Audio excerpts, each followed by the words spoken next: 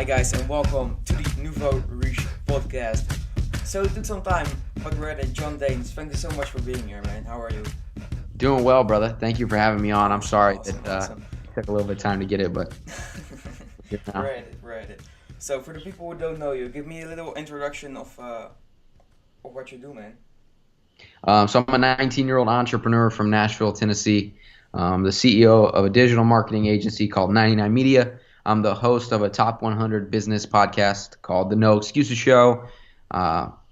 Director of marketing for a health and wellness company, and speaker, and I write as well for business publications. So doing a couple different things. Sounds strong, man. Super cool. How did that got started from you? Like out of high school, how did it got started for you? So I got kicked out of high school when I was 16 in 10th grade. I don't know. You're in France, right? Why is that? I just used to get in trouble a lot for different things, and I had bad grades as well. So I just got let go. So that was a weird experience in my life, but that's how I got introduced to entrepreneurship. So I became homeschooled. So I started going to school like literally 8 hours a week, and then just started digging into entrepreneurship content on YouTube, reading books, and then I eventually found a mentor who I went to go work with in Kansas City, Missouri, and I lived with him for 4 months and worked at his company, and he just kind of mentored me and taught me, and then it's rolled into everything that I'm doing now. That's awesome, man. What are like basic tips on finding a mentor? Because a lot of guys can't really manage to do that. How did it got started for you? Well, the easiest and quickest way, if you have a little bit of money, is just go find one online. My online mentor is Brody Kern. Wake Up Wealthy is a very good group where we get direct mentorship from Brody Kern, who's a 7-figure entrepreneur. But if you're on a budget, man, you just got to find where the wealthy people are at and talk to as many people as you want, or talk to as many people as you can, because you never know how much experience or how much knowledge somebody has. So talk to as many people as you can. Country clubs are a great place to go. Golf courses, tennis court. Go to where people have money. I would recommend everybody to go to Cars and Coffee. That's a thing we have over here in the States. I don't know if it's an international thing, but it's basically a huge exotic car show, and they do them all around the United States. So odds are, if somebody's driving a Lamborghini, they've been able to do pretty well. Go up and shake that person's hand, talk to them, and it's a pretty good way to find a mentor. That's cool. That's super cool. So like, you talk a little about networking right now. How did that get? What are your like basic tips on finding people around you and getting in the right circle? Could you tell me like, go up to people who think you're interesting, but you go to events or something, or how do you? Yeah, I go to a few events, but I do basically all my networking through Instagram DM, and then it's kind of a domino effect. So I meet somebody like Melissa Vong, then get introduced to Jet Set Fly, and get introduced to a ton of different people. So once you make a connection with somebody, they'll introduce you to all their friends, and that's been a very good way to build for me. But it's all been through Instagram DM. Bring a lot of value when you want to make a friendship or you want to bring a relationship. Bring value to that person. Help them out in any way that you can. And odds are you'll be able to cultivate a pretty good little relationship. Yeah, cool, man, cool. So like, what's the thing I've kind of struggled with that when meeting a new person? How can you like deliver value when you don't, when you're not in a position to really give something? Like, It doesn't have to be a financial thing, man. It could just be anything that you can do for somebody, even if it's just like making them feel good. Like making people feel good about themselves is one of the most underrated things in the game. Like just telling somebody like, I really love what you're doing. You're doing such an amazing job. If there's any way I can help you grow your business or do anything for you, I'd love to do that just because I like you. Like stuff like that. And now the avenue for me has been the podcast, because I can bring somebody on the podcast. We can build a relationship. I can promote them through my podcast, and then they'll promote me, and it's just kind of like a double-ended win for both of us. Right. So that brings us to the podcast. Like, Yeah. I did an episode called "Why You Need to Start a Podcast." Why do you think everyone should start a podcast? All right, man. I'm gonna lay some facts on you real quick. So for every 2,000 YouTube channels, What's that? Sorry. for every 2,000 YouTube channels, there's one podcast. Did you know that? Right. No, I didn't know So that. that's huge for me, right? And another thing is Gary Vee. Obviously, everybody knows Gary Vee. I got his book right here, Crushing It. This is what got me Cool book. chapter 14. If you're going to go buy this book, read chapter 14 first, where he says start a podcast. That's another amazing thing. And you look at somebody, for example, I think the cover child of business podcast that's really killed it is Casey Adams. So like you look at what he's been able to do, what he's been able to build all throughout a podcast, and I just think it's the quickest, easiest, and cheapest way to build amazing relationships and get yourself into different doors. And it's also a really good way to spread your message too. So that's the reason that I think that everyone should start a podcast. And honestly, another thing, if you have a fear of talking to people, that's not a problem. Conversation with somebody just like you and I are having right now, you're going to be able to be successful in starting a podcast. Right. That's That really how I helped look me, at it. It's like not talking to new people and you putting yourself out there. You like see your voice evolving. It's just super cool. 100%.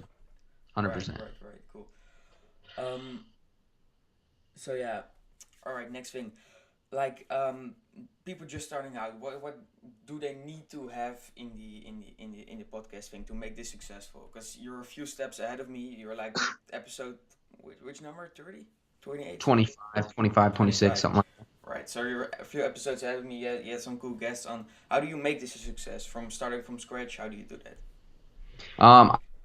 I think you should always interview people that are above you, whether that's in age or knowledge or experience. Don't Mm-hmm. you all like Ty Lopez has a really good rule. It's called the 33-33-33, Mm-hmm. where you learn from 33% of people that are below you, 33 that are on your level, and 33 that are above you. So like when you bring somebody on, you want to be able to learn from them. I think Right. that's a huge thing, and you want to always deliver value.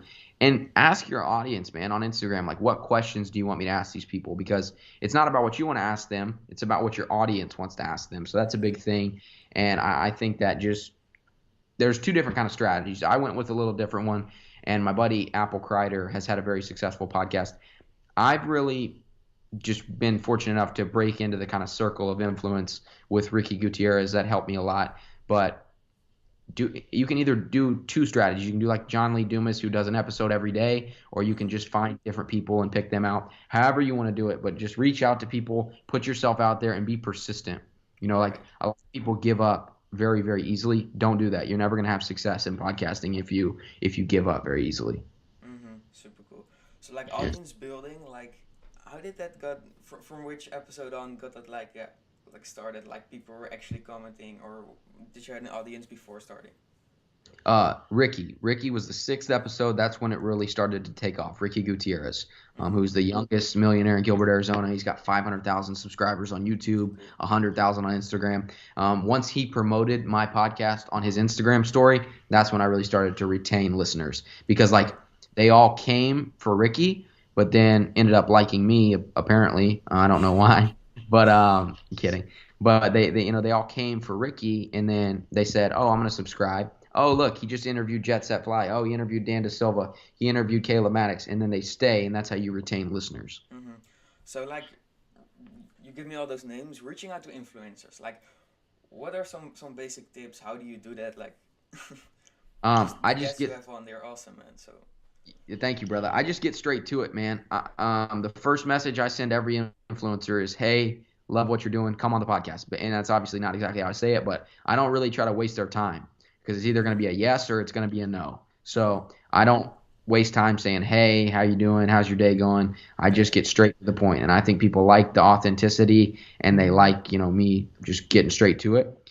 But after you interview a few influencers and you have some credibility to your name, you're going to be able to really interview whoever you want to. Honestly, at this point, I've been very fortunate, and it's kind of like I can really because everybody's kind of connected in some way in terms of massive influencers on Instagram mm-hmm. and the business space.